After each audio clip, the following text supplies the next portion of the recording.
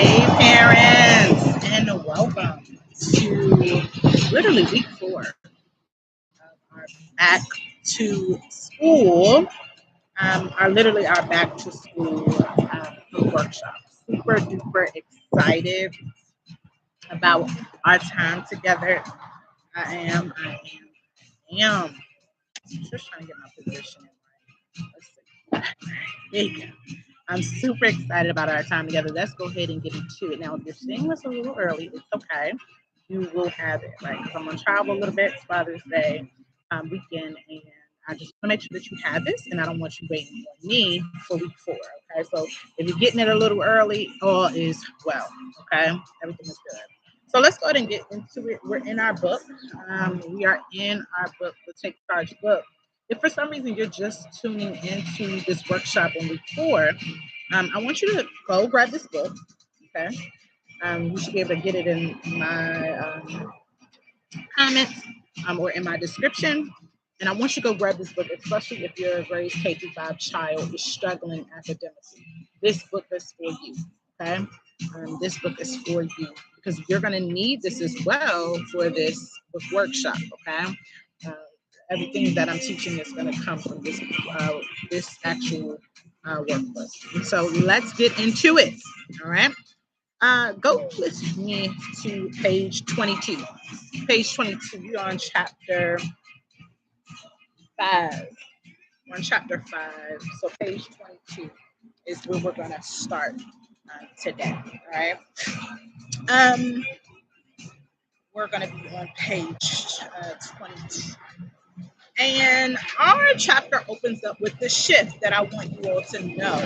And that shift is I want you to confidently speak up, right? Especially when you don't know what to say in meetings with your child who's struggling academically. Like when you're sitting down having these conversations with teachers and staff, I want you to know what to confidently say, right?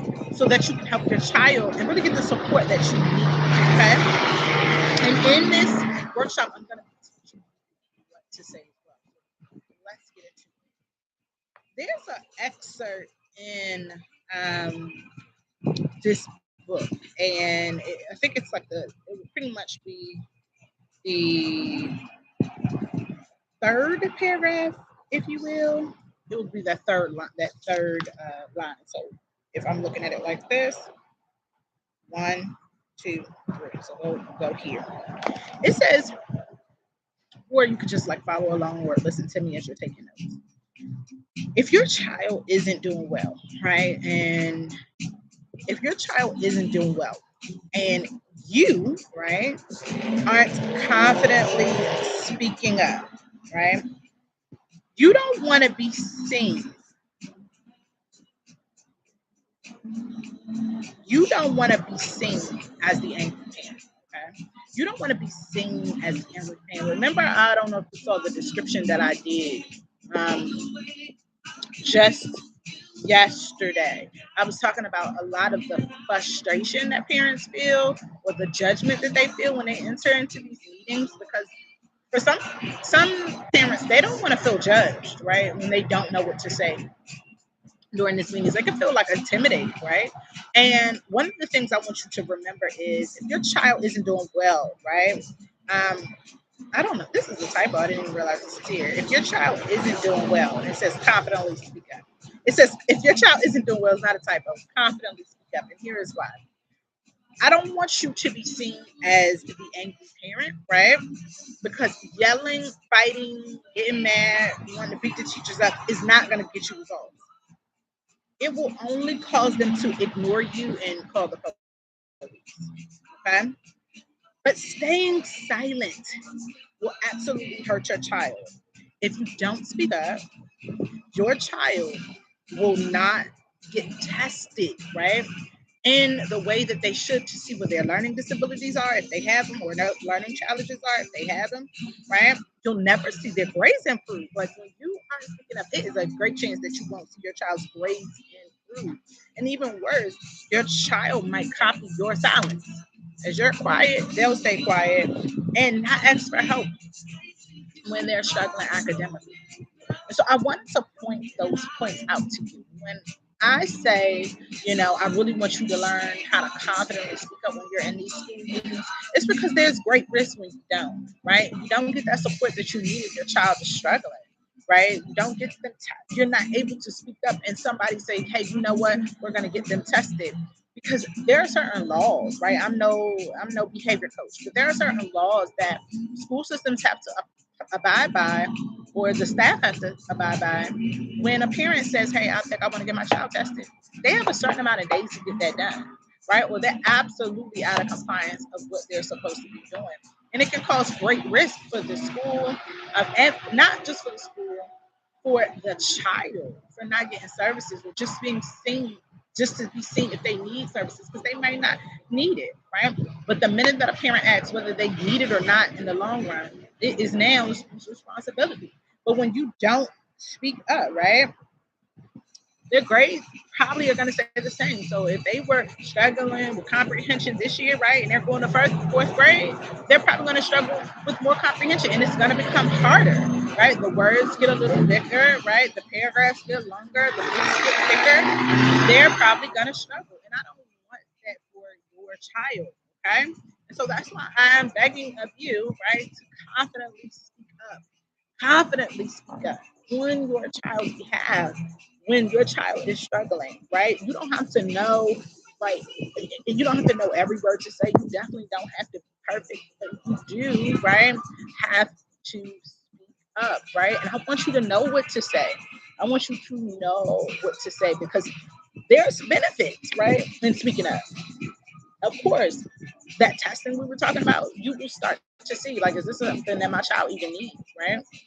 You'll get that extra support. Comprehension can improve because you're like, hey, I noticed that they're struggling in reading. Maybe they have like a reading coach at your child's school, but you haven't spoken up yet.